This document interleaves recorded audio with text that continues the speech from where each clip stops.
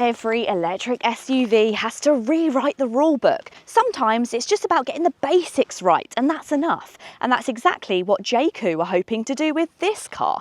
This is the Jaecoo E5, and whilst it may not boast the longest range, the fastest charging, or the biggest battery in its class, it does arrive with a premium cabin, one of the largest boots in this segment, and a price tag that undercuts pretty much all of its biggest rivals. So is the Jaecoo E5 a genuine contender in one of the most competitive classes on the market? Or do rivals still have the edge? Well, that is exactly what we're going to find out in today's video. Hi guys, I'm Tish and welcome back to another video on Auto Social UK. In today's video, I'll tell you everything about the electric 5 in the Jaecoo lineup. So if that sounds good, then please keep watching. And if you like new car reviews and car content, then go ahead and hit the subscribe button. I also recently went to a YouTuber event and I learned about hype points. Who knew? And I bet none of you know about it either. So I'm going to put it on the screen, but you can actually give me your hype points and then that will help boost my video into the algorithm, which I'd really appreciate. Okay, let's continue with the review. For a long time, buying the best electric SUV was fairly straightforward because there just simply wasn't that many of them. However, nowadays that's no longer the case. Manufacturers are launching new models at incredible pace. And if you're spending around £30,000, well, let's face it, now you're spoilt for choice. This is the Jaecoo E5. This arrives with a 61.1 kilowatt hour LFP battery, up to 248 miles acclaimed range, and a top charging speed of 80 kilowatts. And if you've been keeping an eye on the latest electric SUVs, you'll know that those figures don't exactly lead the class. But specifications only tell part of the story, because the E5 is aiming to tempt buyers in other ways. Whether it's intentional or unintentional, I think Jaecoo has been quite strategic by not releasing a fully electric J7, because arguably put the J7 and the E5 together and the J7 is definitely the better looking car. That's why it's been virally popular. They call it the Temu Range Rover, and you can see why. But it is a bit more blingy. If you want something which doesn't stand out quite as much and also is fully electric, then that's where you have the E5. But it definitely still has its own Range Rover proportions. So you've got that boxy shape around the side and you've also got that square and high bonnet line. I don't think that's a bad thing. The Range Rover is a good looking car and so is this E5. But like I said, it just loses a touch of personality that I think the J7 has. Around the front you have this frontal bar with the floating Jaecoo letters which look really nice. Also you've got these horizontal slats which just add an element of detail. And at the bottom, with this being the battery electric vehicle, you have this almost wholly croc style grille. Not sure how I feel like that. I'd want to put some croc giblets in there. Has anyone done that? Let me know down below. Overall though, I think it's an okay looking car. This car doesn't break boundaries, but let me know what you think about it down below. One thing I am slightly disappointed to find out is with this E5, you have to step up from the pure model to the luxury model, which is £3,000 extra, to get LED lighting signatures. Unfortunately, the entry-level pure gets halogen bulbs, which is quite disappointing in 2026. However, as well as those LED lights, if you go for the luxury trim, you also get a panoramic sunroof, you get an electric powered tailgate and much more. So why don't I quickly run you through those trims? So to start with, we have the Pure. This starts from £27,505. And then the luxury, this one, £30,505. Both get the same 18-inch alloy wheels, but step up to this luxury and you gain those LED headlights.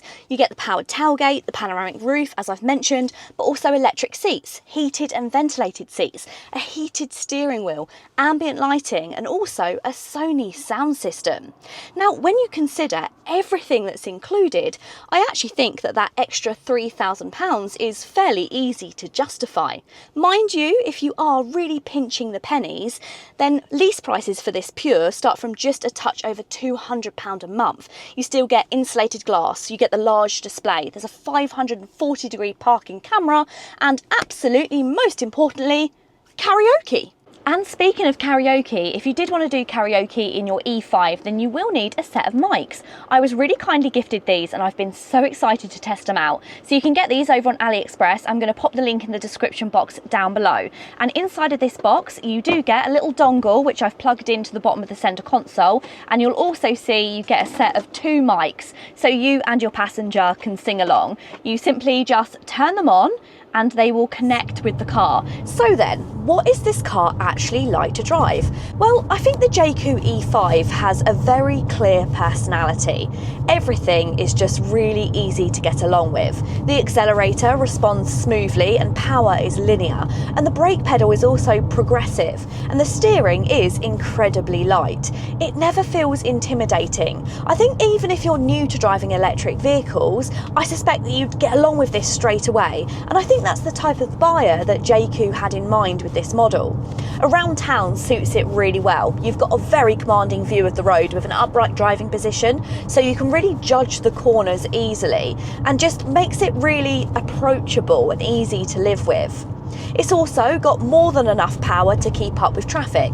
It's got just over 200 brake horsepower, and I don't think you ever need any more, especially because with this being an EV, the power is instant. So put your foot down and you get an instant burst of torque, which means if you want to quickly overtake, or if you wanted to enter a junction, for instance, then that power is there when you need it, but you don't need it all of the time. Now, the E5 is not particularly big. It's around the same size as sort of like a Jeep Avenger, but this definitely has big car personality. Like I said, it's got that Range Rover look about it, and I think you get that on the road as well, especially with the driving position. It does make you feel like you're driving a much bigger car, and that gives you that confidence. Like I said, brilliant for people who are just getting into their first EV. Now, I do get quite a lot of criticism anytime I mention this, but the steering is extremely light in the E5, just like other Jaecoo products. And that's a good thing for parking and driving around town. In fact, this also has that fantastic parking camera. So combined, it's just really easy to drive and manoeuvre. But the problem is, it doesn't really make you seek out your favourite B road. There really is a lightness to it that means that when you're at high speeds on back roads, not necessarily motorways, there's a little bit of confidence that's lost through the steering. Now, there is different drive modes, so if you pop it into sport mode, it does slightly stiffen the steering, but in my personal opinion, it still doesn't do enough to connect you with the car. Now, many people won't see this as a problem at all. Like I said, lots of people say that actually they really enjoy how light the steering is because of how easy it makes it to drive. But if you are a keen driver who occasionally likes to take their car on a blast on a weekend, then it may not have the engagement you're looking for. But I've got a sneaky suspicion that those people aren't buying electric Jaekoos. So let's talk a little bit more about the interior design, shall we? And I'm not going to dwell inside of here for too long because it has a very simple setup. Whether you like that or not will probably depend on whether you're old school or not. Because if you are old school, then of course this car is dominated by this large portrait screen. Now, I really wish this portrait screen was able to be rotated like the BYD models, because sometimes when I'm using my map on my Apple CarPlay and Android Auto, which is wireless on all models, you get a little camera that comes up which shows you your blind spot as you turn. Brilliant. But it's right in the way of your directions, which is really annoying. So if it was rotated, it wouldn't be in the way quite as much. But there's ways to combat this. You can put the controls and the navigation over on your kind of central display, so it's not getting in the way. But it's just a little thing to mention. And sometimes screens just on cars aren't set up quite as well when it comes to this portrait orientation. Just a little mention, if you are buying a car like this, if you want to quickly get to your climate controls when you're using your Apple CarPlay, swipe up from the screen and that will bring them up there, which is a great little shortcut. You also have a shortcut to your main menus as well, which, like I said, there is loads of functions inside of here, all of those fun things like the karaoke, lots to discover. There's also a car, so quickly hit that car and you have a shortcut to turn off all of your driver assistance warnings, things that you don't want to appear. For instance, when you go over the speed limit, it will give you a sound, and also when you enter a new speed limit, it'll also give you a sound. So you can turn those off in there. So it's a couple of buttons to do it, but it's not too bad. You do also have a couple of physical dials down here, but literally just 3. You have your hazards, you have a lock button, and you also have your drive mode button. option. Now you have got wireless charging here for one mobile phone, the other side is just some storage area, and there is a little bit of ventilation on there as well. Now this is a 50-watt charger, and this will charge your phone really quickly. It's much better than many of the competitors. For instance, from Stellantis, I've really noticed those cars are very slow. This is far quicker. The seats are very nice. So on this luxury model, we have the leather effect in black, and then the contrasting blue stitching and blue piping, so that's really nice. But also you've got a contrasting light roof, which does let a little bit more light in, especially helped by, of course, the panoramic sunroof. It does feel very light and airy in here. There's plenty of space. Interestingly, there's a relatively high up centre console, couple of cup holders, storage underneath, and also a nice big storage inside the armrest. So that's all really positive. And you also have a really decent sized glove box as well. Not quite as big as you'll find on an Ioniq 5, but I think that should swallow most of the things that people like to hide in their glove box. You've also got decent storage inside the doors as well. Overall, it does feel a very practical, very family friendly setup. But what about the rear seats? Well, rear space is actually very accommodating. You do sit up a little bit higher than you may in some other competitors. So we have the batteries which are low down in the floor, and that kind of elevates the position. But I like that because if you've got children who feel sick in the back, these rear seats are a little bit higher than the front seats, and that means you get a really good view of the road, which should help with travel sickness. You've also got nice big windows as well. This is much better than something like a Jeep Avenger. I've got plenty of legroom, I've got lots of headroom as well. The one disappointing thing is I've only got one USB charger, which feels, yeah, a little bit outdated. Most cars have two USB-Cs, so you're definitely going to need to get an adapter and a splitter to leave in there. We've got a bit of rear seat ventilation, but again, not quite as much as some of the best in class. We've got pockets on the backs of the doors, which is nice. We've also got a pull-down armrest with a couple of cup holders. That is absolutely filthy. That was not me, just to let everybody know. That's the first time I've opened that. We're going to put that back now. We've got ISOFIX fitments on both of the outer edges in the back here as well. It is a little bit narrow, so you're not going to want to sit large adults side by side, but you do have a completely flat floor. So if you did sit somebody in the middle seat, they can tuck their feet behind the centre console, and actually they're comfortable enough.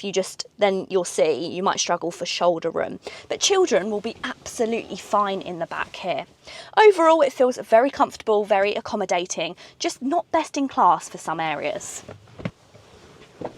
Okay, so moving on to boot space. Like I said, this is the luxury model, so that means we get a powered tailgate, which I always think is really handy, especially if you're a mum, you've always got your arms full, or you're always carrying shopping. Just makes it easier to access the boot. Also, if you want to do that on the key, you basically just have to have the key in your pocket. You need to approach the back of the car, stand there until it feels awkward, and then the boot should open up if it's working correctly. Inside of this boot, you get 480 litres, and that's actually a really decent amount of storage. So that is more than a Kia EV3, it's bigger than an MG S6 EV, and even bigger than a BYD Atto 2. So very accommodating. You've also got a nice wide opening. It isn't the lowest load area, so if you've got poor mobility, then I do think a Renault 4 would be better, but you do have a flat load area, so you don't have to struggle with items once they are inside. There's also loads of space underneath the boot floor. You do also have a fixed parcel shelf. It's not the fanciest. I would have loved to have seen the same parcel shelf that you get in the J7, because you can actually double that one up to use it as a cinema screen, which I think is a really cool feature. Overall, it's a relatively accommodating space. Like I said, one of the best in class. It doesn't have above and beyond practicality inside like some rivals like the Skoda Elrock, but overall I think it's pretty good. So that leaves us with the question, has Jaecoo done enough with the E5? Well, I think the answer depends entirely on what you're looking for from an electric EV. If your priority is having the longest range, the fastest charging, or the most engaging driving experience, then there are stronger options available. Let's face it, the Kia EV3 continues to set the benchmark. But if you want something which is over £100 cheaper a month, then the E5 feels like it was designed very well well around everyday life. It's very easy to drive, it's impressively refined, it's practical, it's well equipped, and perhaps most importantly, it feels like a car which has been engineered to remove stress rather than add a little bit of excitement. Now, that's not going to appeal to everybody, but I suspect that it will appeal to far more people than you may initially think. But as always, I want to know your thoughts and feelings. What do you think of the Jaecoo E5? Do you think it's the most compelling package, or do you think there is better options out there? You have to remember when you're looking at this car, the price tag. It undercuts most of its rivals, the strong rivals, by at least £100 a month. Let me know all of your thoughts and feelings down below. If you have enjoyed the video, give it a thumbs up. Don't forget to give me your hype. And if you want to see more videos, then make sure you subscribe to the YouTube channel. Until next time, guys, see you later.